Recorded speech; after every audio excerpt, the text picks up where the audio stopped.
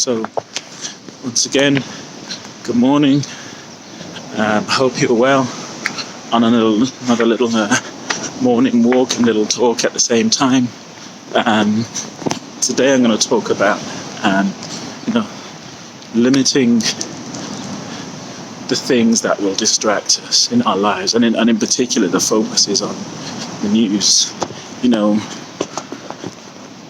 Where we are right now, it's easy to get consumed by all the crazy things that are going on in the world, and for those to permeate, if you like, our consciousness, and for those to end up becoming the focus.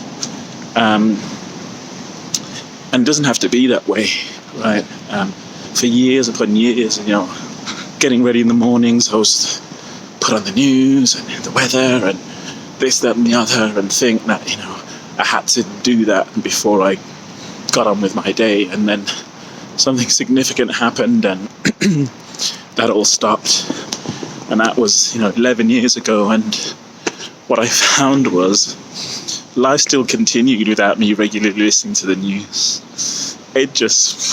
Life continued as usual, and I wasn't interested in listening to the news because everything else that was happening in my life was so much more significant than what was going on in the world. But what it meant was that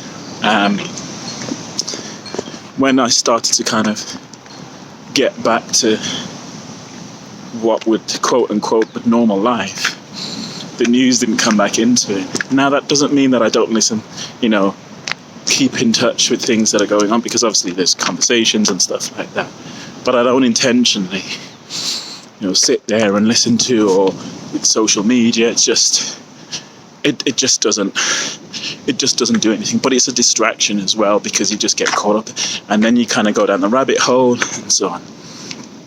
So what benefit does it have to me of just constantly watching all the news and being up in the world, especially this, and this is the important bit actually.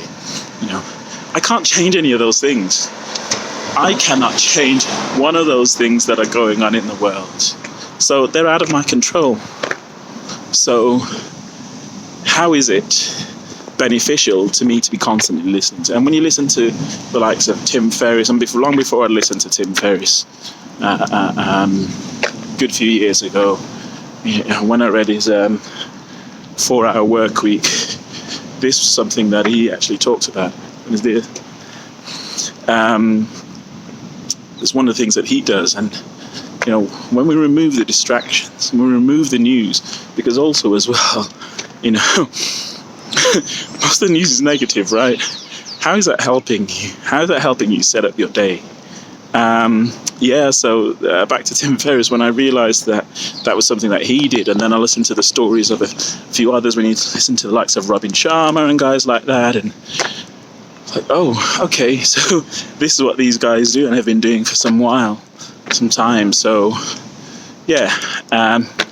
just a thought, right, for you to consider. I'm not saying this is something that you have to do, but just a thought: how can you limit the consumption of negativity that's coming through into your consciousness on a daily basis by just limiting the amount of world news local news that you listen to?